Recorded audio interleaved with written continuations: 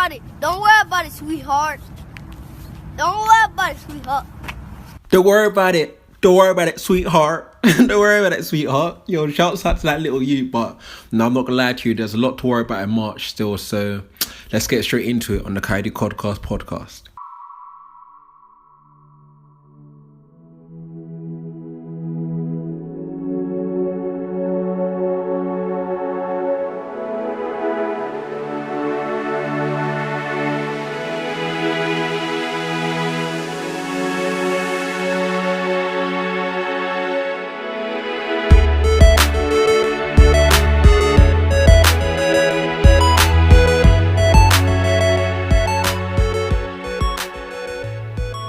So yes, thank you once again for tuning in to another episode of the Kayode KoDCast Podcast. And I think if you haven't done so already, bear in mind this is now a recap of the previous month. This is a monthly report. So depending on how you like to receive your content of mine, whether it's through audio such as you listening now or written, do remember there's also my blog, which is I'll put in the show notes in the underneath the link below, I guess, depending on what platform you're looking at it. So if you prefer to read what I'm saying now, feel free to do that. But where do I begin to talk about March? Whereby do I begin? In fact, it reminds me of what youngster says. So let me tell you what youngster used to say. Let's do this! Where do I begin? Breaking down my life of sin. The wrong decisions have me spending loads of lonely nights in things. So where do I begin? Breaking down my life in sin. The wrong decisions has me spending loads of lonely nights in bin. Well, he goes on to say, I rap white and clean because I wanted pricey things, icy rings by show cars with the shiny things. But that's besides the point for this podcast. The main thing is the first two lines. Where do I begin breaking down my life in sin? The wrong decisions had you spending loads of lonely nights in bin. Now, of course, I went in the bin in March. You know, the bins, that's a slang term for prison. But where do I begin in the sense that it was a mad March? And it's crazy because Marches for me has always had a history of being mad, being crazy from university days. I think I touched on this on the end of my previous podcast episode when I mentioned that myself and my brethren from uni porridge, you know, when it got to March, it used to be one of the most intense times, you know, because we had all the assignments due at the end of March for the Easter break. But coupled with that, I had all of my expenses coming out in March for my car, which is insurance, car tax, car MOT. It's just a very expensive month, and it's also my birthday month. So it's just a hectic month. And 2020 definitely didn't disappoint for being a mad March. I mean, even last year, 2019 March was mad. You know, I had a lot of speaker bookings in a short... I'm not complaining that I had a lot of speaker bookings, but I had a lot of speaker bookings in a short amount of time in March in 2019, and I got myself ill. Do you get what I mean? And I really felt unwell, which is why last year, at the end of March, I booked a flight to go to Palma. You know, I ended up in Magaluf by mistake. But I had to book a flight to go to Palma.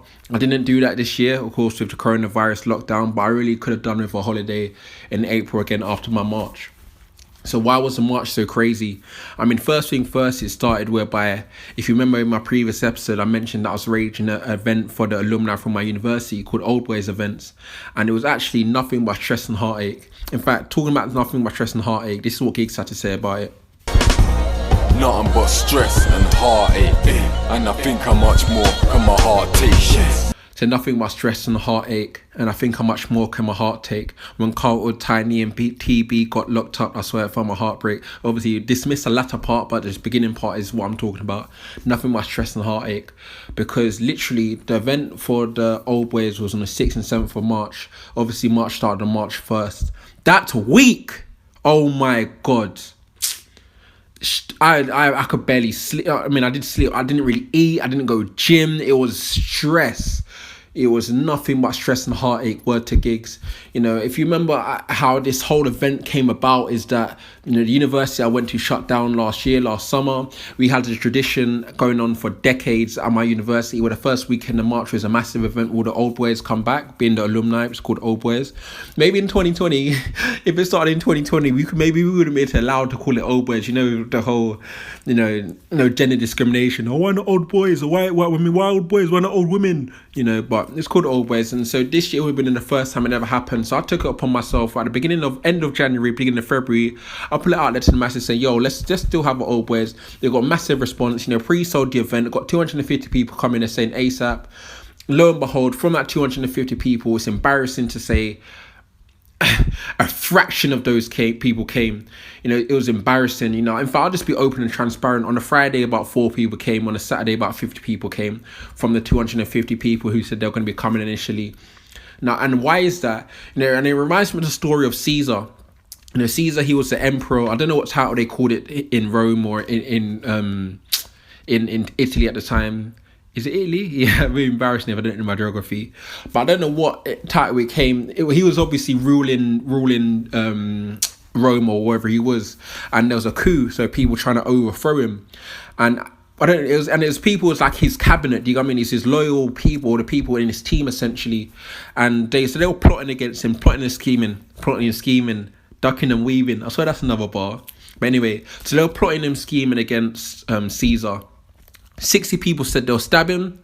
But when it actually came down to it, Caesar only had 23 stab wounds. So why is that? So why out of the 60 people who said they'll kill Caesar, only 23 of them actually poked him? Or it could have been just one person doing the whole 23. But basically, when a kick came to punch, or when push came to shove, or when knee came to elbow, or when head came to shoulder, or when bush came to grass, people backed out. People backed out. So that's why he only had 23 stab wounds, even though 60 people said that they wanted to mash work on Caesar. And so for me, like, it really, really hit me. Like, it really, really bothered me a lot. Failed event, because it's like for me, I've been running events since 2013 now. And yes, money can be made, but even more than that, for me, I just want people to have a good time. And even more so than that, it's reputation. Your reputation is what people say about you when you're not in the room. And coming off The Apprentice especially, again, I always say Apprentice for me was a blessing and a curse. Coming off The Apprentice, one thing for me is that I feel like, maybe not so much now, but I feel like that I have a level I have to uphold. It's like, not that I'm being scrutinized as much as I was before, but you have Kayode from The Apprentice, so the stakes have risen. Do you get what I mean? But so having a poor turnout for numbers, having not the best event, reputation wise from the alumni, reputation wise from the nightclubs, had to pivot so many times, had to go from hiring a whole club, hiring a different club which is much smaller. It was just very hectic, and it really, really hit me hard. And that after that Saturday night, that Sunday to the next Sunday, I didn't do anything. Do you know what I mean? I really, really struggled. It took me a week to even get feedback from people to ask them, why they didn't come. And I only got one, I haven't checked it since, but one person commented. I mean, there's a lot of things he said, but one thing that really hit home to me is the fact that he said that he felt like I over-commercialized it. He felt like people thought it was over-commercialized.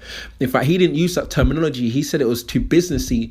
And what I took for that was it's over-commercialized. He mentioned that, I created all this merchandise for it, t-shirts, wristbands, hotel deals, taxi deals, etc. It felt like I was doing that Fair Festival. I didn't come to plan. And he said that was just off-putting, because initially how the event came about was it's all about community spirit, alumni come back. But of course, for me to get it up and running, I had to bring in revenue to get, there's a lot of stuff to pay for. So I had to get the t-shirts, and I had to, try to do all of this to get the money in. So I'm not paying, a lot of money out of my own pocket. But that was one of my demises. And again, the reason I say Apprentice was a blessing and a curse was that, on the show, one of the criticisms Lord Sugar gave to me is that he said that I often left money on the table, So now, ever since the show, I'm always thinking, whether it's in my speaking business, whether it's in whatever I'm doing, whether I'm doing my influencer deals, whatever, I'm always looking at, right, how can I upsell? How can I, where's money left on the table? But unfortunately, when it came to this situation with the event, that wasn't a good thing to do. And it makes me realize even more so, Kayode, that you have to be really adaptable. You have to wear different hats. Yes, in certain circumstances, you can be businessy, as that person said. Yes, you can commercialize things a lot. But in certain circumstances, it's not all about money. Just do things for the community.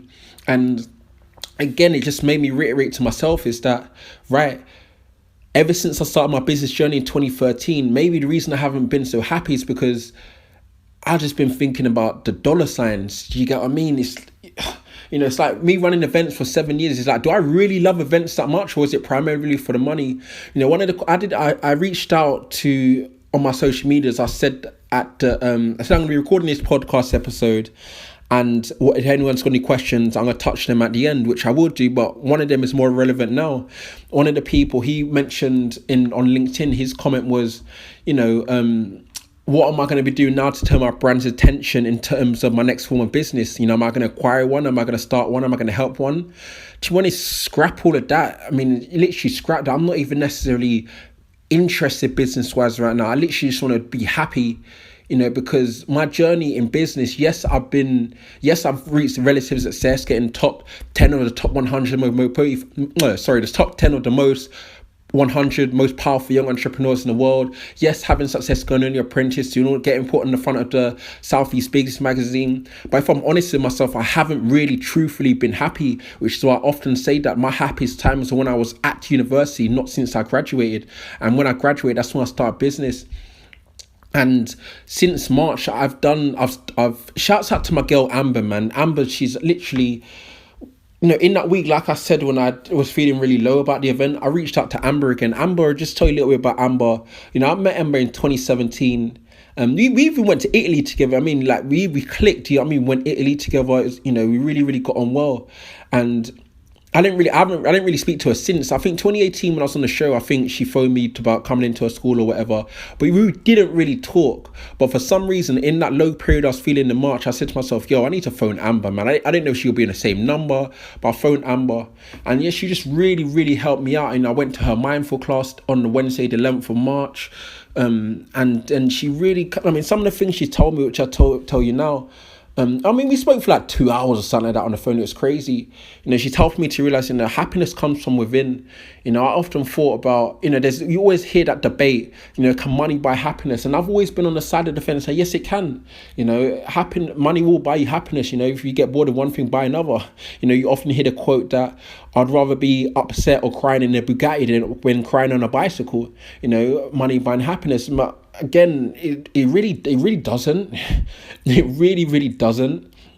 And I think that one thing people do need to realize is that happiness generally does come from within. And what Amber's put me onto, she's put me onto a course called Science of Wellbeing. I think it's an 8 or 12 week course, and I think I'm on week 3 at the minute. And it's really, really helped me open my eyes, and everything that I once thought was true, I'm now questioning. Happiness does come from within. She's also taught me to live and be in the moment. Once upon a time, it's like Amber even reminded me when I was on the phone to her, she'd often be asking me, let's meet up, whatever, go for a pizza or go for a drink, whatever. And I'll be like, what's the purpose? Like, what's it for? Anyone close to me knows that I don't meet people for no reason. It's always got to be a purpose. But now it's not. I'm beginning to realize that there doesn't have to be a reason to meet someone. It doesn't have to be a meet. It doesn't have to. You just live in the moment, enjoy life. And I definitely haven't been doing that up until now. And then she's also helped me to realize to, accept who I am and the circumstances for how they are. That's not to say that if you're unhappy in your life right now, that's not to say that you got to accept it, like, woe is me, you're not going to change it. Yes, you can change it, but first thing first, you have to accept that's the way it is, not to be resistant.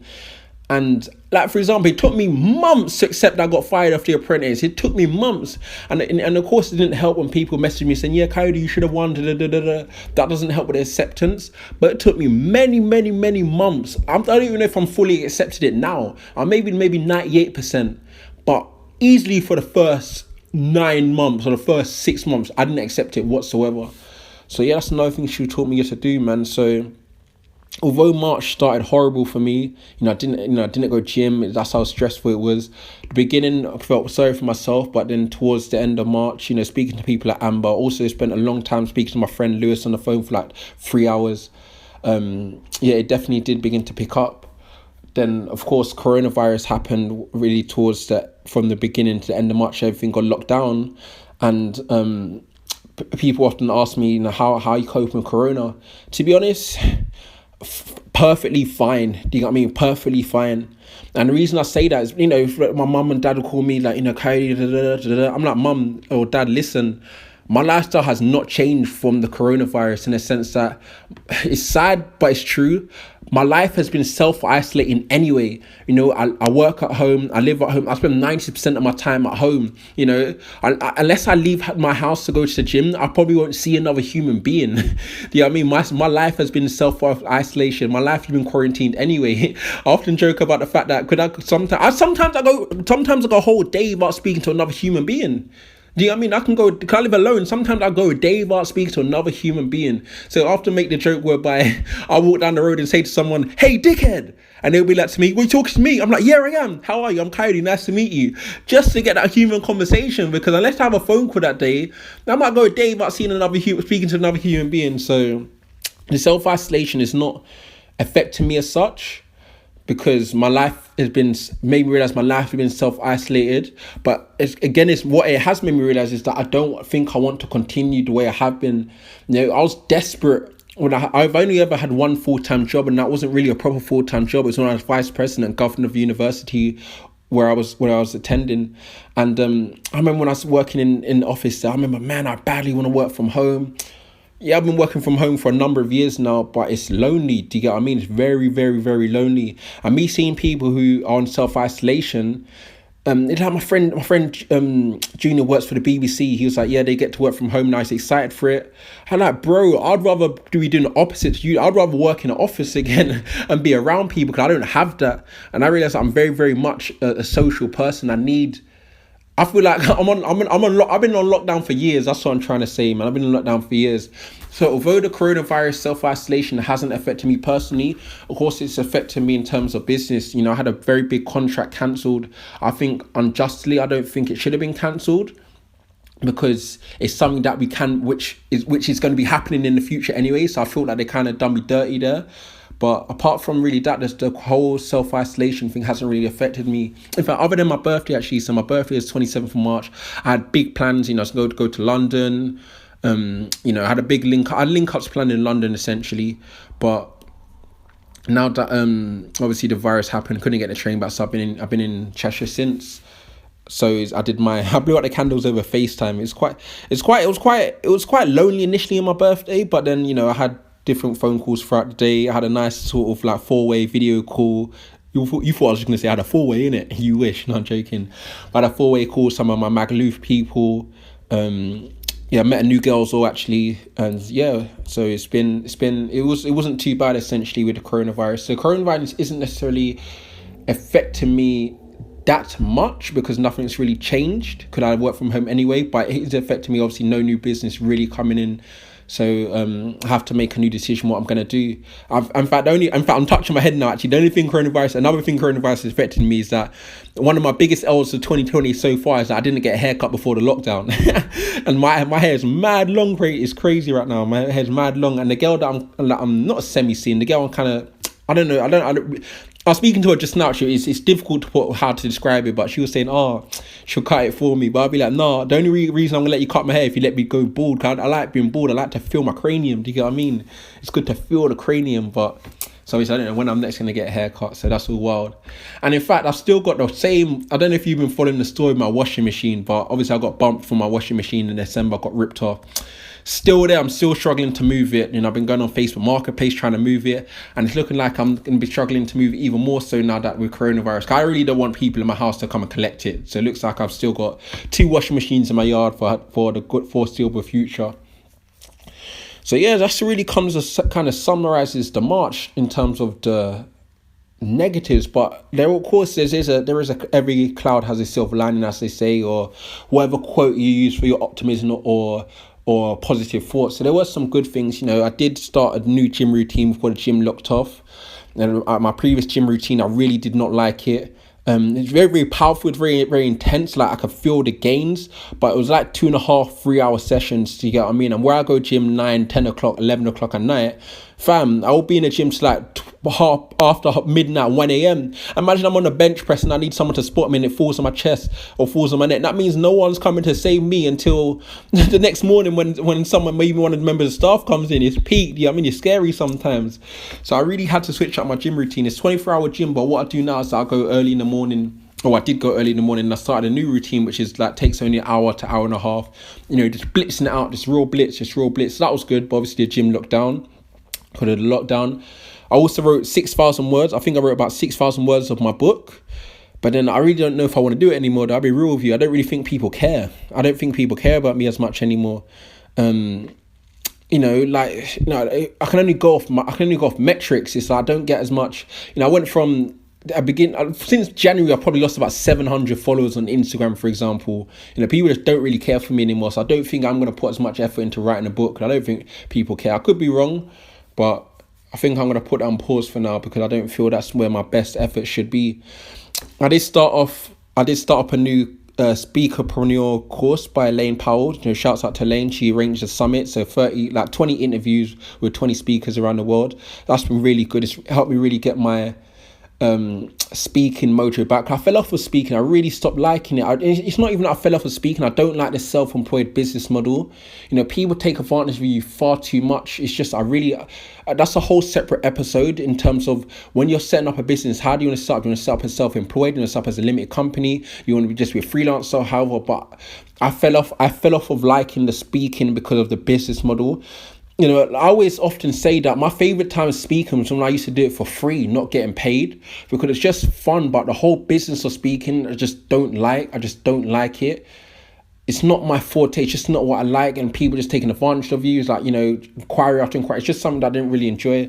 So I really fell off the speaking. I fell off the love of speaking. So watching Elaine's series online has really made me, it's not made me fully get, because I still feel some type of way with speaking, hence why I haven't really done as much anymore. And obviously can't do it right now because of the coronavirus. But with Elaine's speaker summit, I think she called it Speakerpreneur Summit, it's really kind of made me rekindle that fire. But I did have a booking in March, so a speaker booking. It was virtual, thankfully. And thankfully we arranged for it to be virtual before the whole coronavirus lockdown. So when the coronavirus lockdown did happen, we still could do it anyway. So shouts out to Daffyd and the guys at Swansea University Business Society. We jammed for a good hour on doing a virtual Q&A and stuff like that, helping the students at the Swansea University Business Society. And one thing I also done in March is that I've really, really, really now recoupled my love for investing and cryptocurrencies. So if you haven't done so already, go and watch my video that I put out about cryptos, or listen to a podcast episode. Saw this one about why I invest in crypto and why you should too. Yeah, I'm just really, really enjoying it. I bought a book by Benjamin Graham called The Intelligent Investor. It's a very heavy read, but I'm just really, for some reason, I just really enjoy investing in numbers. And even for my dissertation back in uni in 2013, you had to decide whether you wanted to do quantitative research or qualitative. Now I decided to do quantitative, which is all about numbers and data, rather than qualitative, which is more about words and stuff like that. So I think in life it's all about trying to understand who you are and what you like. And I don't fully know, I don't know what I want to do in life. I really don't, but I'm getting closer, and I do like the numbers, I do like the investing, I do like the finance side of things. So that has been fun. Comedy, that's another thing I realised I like to do. Well, I haven't done it yet, but shouts out to my boy Kazim. I happened to bump. I've known Kazim since we were kids, like in 2009, and I saw one of his videos on Facebook, and obviously it's freaking funny. And it made me realize that I would love to try to do comedy too. I'd love to try it. So maybe after this lockdown, I would like to try my hand at comedy. So shouts out for Kazim for really inspiring me. I watched his video on how he got started as well. He was being interviewed by Ori Styler. I remember watching Ori Styler perform when I was at uni. Yeah, and he's got a lot of good content. So that's something I would like to happen. And I've also managed to get another 2-3 months on my phone. Like I said, my aim is to not pay for my phone bill once this year, and I haven't done so far. And I've got, I think, 10 free months from referring what I'm referring to you now.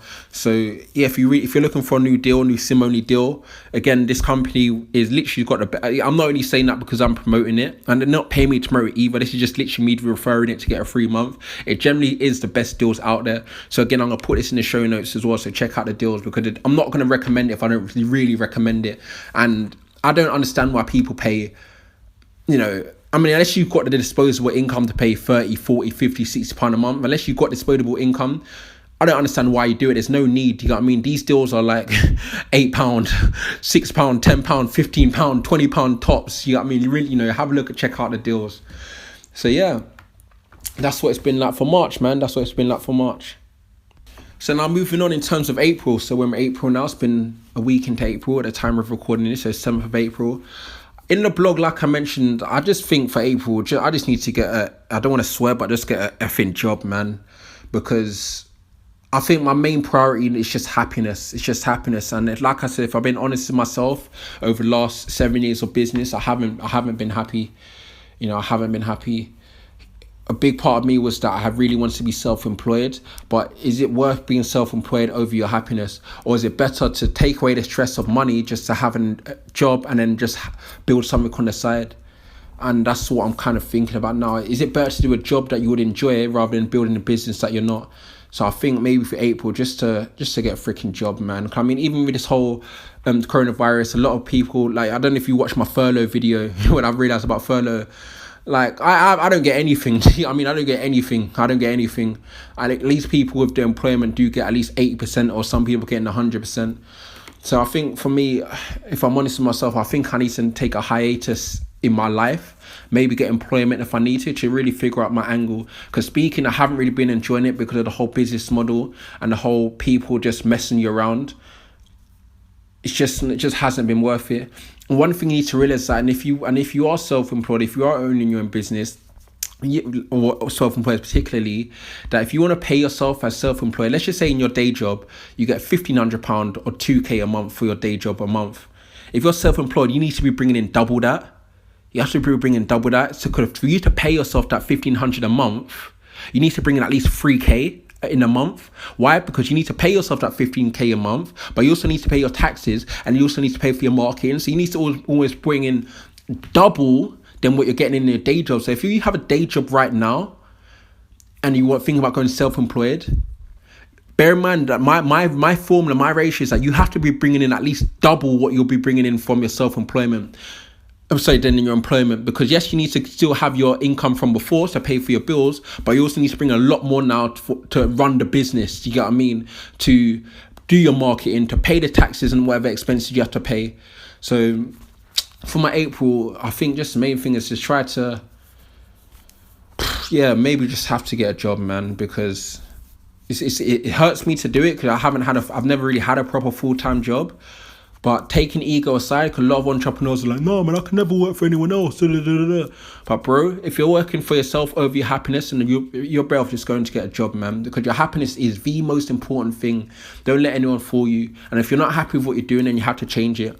So this is where I'm at the beginning of April, thinking maybe just to get a job, because getting mocked around so much times over the last 7 years, it does take its toll. Or just generally business does take a toll. Yes, you don't win all the time. You don't win all the time.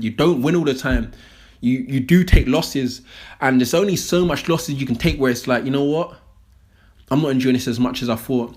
So I think I do need a break. But unfortunately in life, I always say there's no pause button in life. It's not like you're playing a PlayStation, you press pause again, come back to it later. No, in life, there's no pause. Life is still happening anyway. Your bills still need to get paid, your rent still, life is still happening. There's no pause. So you have to be doing something. There's no pause. But for me to take a pause on my life from business is maybe to pause in and take a step into employment for a bit. Because it's very difficult, especially with the coronavirus period, what's going to be the next step, because I'm not too sure what it's going to be yet. So, and I can just see my money just draining. Do you know what I mean? It's like, I don't like it to keep draining. Do you know what I mean? I don't want it to keep draining. And if one of my biggest passions at the minute is investing, it doesn't matter where I'm getting the money from, employment or self-employment, I just want to invest. So, because if my overall goal is I want to be doing more investing, then maybe it goes to employment to get that, man. But we'll see, man, because it is hard for me. It's a step that I haven't done really before. Yes, over the last 7 years, I've done the odd, working with kids over the holidays. Yes, I've done the odd seasonal work, if you want to call it that, when my events business, for example, used to run under university calendar, so I have a lot of gaps. So yes, during them gaps, I might work with young people, because I love working with young people or whatever. But yeah, man, we will see. So yeah, so to conclude this episode, before I go into the Q&A questions, start of March was horrible, really, really horrible. Middle of March, I just spent a lot of time feeling sorry for myself, especially with, things weren't really going well. By the end of March, fortunately, managed to pick it back up. And, so I was in a good space end of March. And I am now, doing a lot of learning and understanding myself when it comes to happiness. Like I said, I'm doing a course at the minute, the Science of Wellbeing. And that's the thing. I hope you guys realize I'm being very authentic. A lot of people see me as this happy, smiley guy, which I am. But sometimes life hits me too, bro. Sometimes life hits me with a solid, and I'm not too sure how I bounce back. But the main thing is that I bounce back, or you bounce back. You do bounce back. That's the main thing, is that the bounce back happens. I think there's a banging quote I got for this. Why can't I think of it? What is a banging quote about bouncing back? I mean, there are a lot of quotes, but there's a banging one. I can't think of it to head right now. No, this is going to bug me, man. Sorry, man. You have to listen to me going until I can. In fact, that's the noise I do for my cat. I do this for my cat, so I go. Or for my cat, Watty, I go. And Watty likes that. But no, I can't think of the quote about bouncing back. But yeah, inevitably, we do bounce back. So that's the main thing. So anyway, time for the questions, man. The Q&A. So like I said, I'll answer 5 questions or 4 questions, what people submitted in. But I meant to be doing this for loads of previous podcast episodes as well. So for people, basically the day I record the episode, just put on my social media. If anyone's got any questions, I'll answer them towards the end. So the first question I got in was, how do people access my podcast? Which is pretty ironic that I'm answering this on the podcast, which would mean that you have accessed it. I'll put it everywhere. So it's on all of your main podcast platforms. So Apple, which was formerly known as iTunes, so Apple Podcasts, Spotify, Google Play. So they're sort of your main platforms. There's loads of other platforms, but they're main ones. I always repurpose the audio and put it into a video form to put it on my YouTube channel, so you can get it on my YouTube channel as well. And because for the monthly reports, I also put them in written. I repurpose them as written content on my blog. So go to thekodblog.com. So I'll put that in the show notes as well. Next question from another follower was, what was it like meeting Lord Sugar? And this is crazy, because this is the biggest question I get asked, not even me. I think even the candidates who came after me, everyone always likes to know what it was like meeting Lord Sugar. And for me, it was just calm stage, man. It was like meeting your friend. I swear to God, I just felt an instant rapport with him. And that's why I just instantly I didn't mean to crack jokes. When Lord Sugar said something to me, like, I can't remember what he said. I said, yeah, I'm just itching to go. I think someone put fleas in this seat. Do you know what I mean? I really think he's just a cool guy. He's someone easy to get on with. And yeah, he's just a sound guy, grew up in East Hackney or wherever in East London or wherever it was. And yeah, he's just cool. So meeting Lord Sugar, sound. I mean, I've never touched him. I've never shaken his hand. I've never been in that kind of distance to him. But meeting him across the table in the boardroom or before the briefings for each task, he was cool, man. I really like him. Next question comes from Alex. Alex wants to know, how did I get onto JK's tour bus? So JK is a UK music artist, rapper or grime artist, however you want to title him, from Birmingham. And yes, I was fortunate whereby I managed to meet him and get on his tour bus and chat with him and his manager Despa, cool guy as well. Despa's funny, man. He actually puts out funny content on Twitter. Shout out to Despa. So yeah, so how it happened was that I was invited to go to a concert, JK and Notes. So Notes is another UK artist. And after JK performed, of course, he went off stage, whatever, and he went outside. Now, I had a phone call come through from the BBC. I was expecting a call from the BBC because I was supposed to do BBC breakfast the next day. Well, I was at a concert, and I'm joking, it wasn't a late concert, it was finished at like 10 or something like that. So I was supposed to do BBC breakfast and BBC radio as well the next day. So I was outside on a call with them, and funny enough, it was cancelled. They actually cancelled it. I've had so many, that's what I'm saying, whereby it takes it. So I've had so many cancellations. You can only take so much cancellations whereby you stop enjoying what you're doing. Do you know what I mean? It's like, when people say, have your passion, get paid for your passion. I don't know if I advise that, because the minute you start monetizing your passion, it becomes a switch whereby you got to manage your passion, as a business. It's like footballers. If you're a footballer, you enjoy playing football. You don't give a flying fuck about running a football club. You don't care about the board of directors for the football club. You don't care about the commercial aspects of the football club. You just care about playing football. And that was like me and speaking. I just cared to speak. I didn't really care for the business side. I just enjoyed speaking. That was it. So where am I going with this? So I'm going off on a tangent. Yeah, so JK. So yeah, they cancelled on me. So yeah, the BBC cancelled on me. So it's like, that's what I was saying. So yeah, there's only so much you can take with all these cancellations, whatever. Or they say, how do you get an agent? Well, no one wants to be my agent. Do you know what I mean? Or the people who didn't want to be my agent, they had underlying motives, and, that's another podcast episode in itself. So yeah, they cancelled on me, whatever. So I was outside of the venue in Manchester. I saw JK. And for me, I like to be an opportunist. You know what I mean? I think there's a bar for that. I'm an opportunist. I can't remember. See, I just went up and introduced myself. That was it. Just went up and introduced myself. And yeah, we just got chatting. That was it. So it's not really a big woo-ha story of how I ended up on JK's tour bus. And I wasn't on tour with him, that's how sort of people thinking I went on tour with him. But yeah, I just introduced myself when I saw him outside, obviously. And I think he had a friend called Kayode as well. I think he knew a girl called Kayode. That was a crazy thing. Can't remember. But yeah, so I introduced myself to him and his manager. You know, he doesn't follow me back on socials, but his manager does. And yeah, just chatted with him, man. So JK, cool guy. And the final question, in fact, I kind of touched on that in during this episode, actually. Someone on LinkedIn, it has to be the LinkedIn one, which is proper formal businessy. He said, what are you going to turn your brand's attention to next in the form of another business? That's the thing, man. It's not, he said, am I going to acquire one, start one, or help one? I don't know I don't know that's where my heart is right now, man. I generally don't, man. What am I going to turn my brand's attention to? Just being happy, wherever the happiness comes. Yes, every now and again I get hit up for influencer things. That's cool when them things come. But business for me, it might have to be a hiatus, man. Because I can't think of something I'm, passionate enough about to start again if it's something new, or redoing again if it's something I've previously done.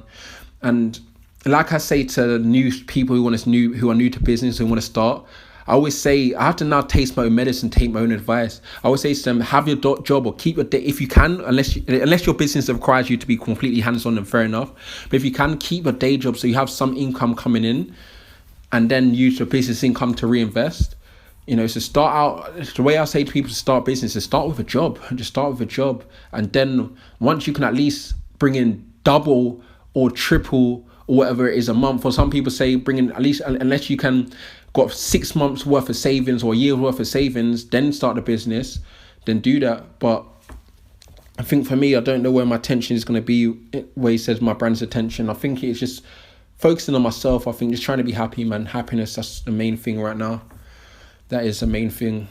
So yeah, so I don't know if this is a bit of a Debbie Downer, this episode, but the title of my podcast is the Kayode KoDCast Podcast, the life of Kayode, the good, the bad, and the ugly. And so yeah, so you will get some of these right now. So that is about it, man. That is about it. But like I said, April's good. April's been good so far, and I'm always not always optimistic, because obviously that would be a lie. Sometimes I do feel a bit down, but I'm in a good space right now for April, and I know it's not going to be easy. I know I'm not asking for it to be easy. I'm not asking for it to be easy, but I'm hopeful. Yes, I am hopeful for today. Take this music and use it. Let it take you away and be hopeful, and you are away. I know it ain't easy, but that's okay. Could be hopeful. Yeah, shouts out to Faith, man. And in fact, shouts out to Honey. My music playlist at the minute, so I listen to Honey, her tune at the beginning. I'll play a little bit of it right now, actually. Hopefully it doesn't get flagged up for copyright, but this is what I play at the beginning of my mornings. In fact, I was going to play it and not sing along to it. I was going to insert the music, but I actually want to sing along to it. So yes, this is what I've been playing in the mornings. They said you wouldn't make it so far. Hopefully you can hear it. And ever since they said it's been hard, but never mind the nights you had to cry, 'cause you know how to let it go inside. I'm reading the lyrics, I don't know it by heart. Lord, you know exactly what you want and need, so believe and never give up. Reach your goals. Just talk to your soul and say, I believe I can. I know this bit. I believe I will. I believe I know my dreams are real. I believe I chant. I believe I dance. I believe I'll grow real soon. And that is why I do believe. So yeah, man, so every morning I'll be listening to this, and yeah, it's been getting me in a good mood, man. So in fact, let's quickly break down the lyrics. They said you wouldn't make it so far, that happens to a lot of people. Like, a lot of people get hate. They say you won't make it so far, And ever since they said it has been hard. Yeah, words often relate to that, word to the curb. They said you wouldn't make it so far. Ever since then, it's been hard. Never mind the nights you've had to cry. I don't really cry, but I do get nights whereby I can imagine people cry in that moment, but I don't cry. For me, it's just sad. You worked real hard and you know exactly what you want and need. Word to the curb with me. I've worked hard and I know exactly what I want and need. So you believe and you can never give up. You reach your goals. Just talk to your soul and say, I believe I can. I believe I will. I believe I know my dreams are real. So yeah, man. Shouts out to Honey. Listen to that tune. It's a big tune, man. I believe I can. I believe I will. I believe I know my dreams are real.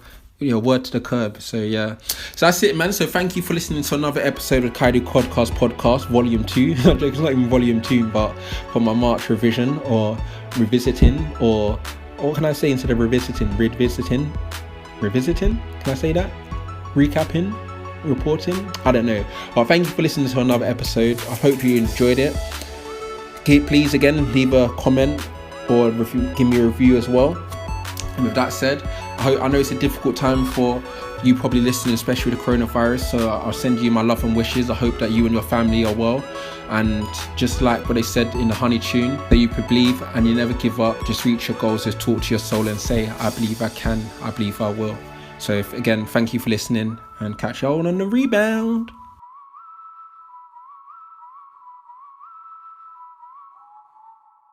Fuck me, you don't wanna fuck me. Men will die tonight. Million streams in a week.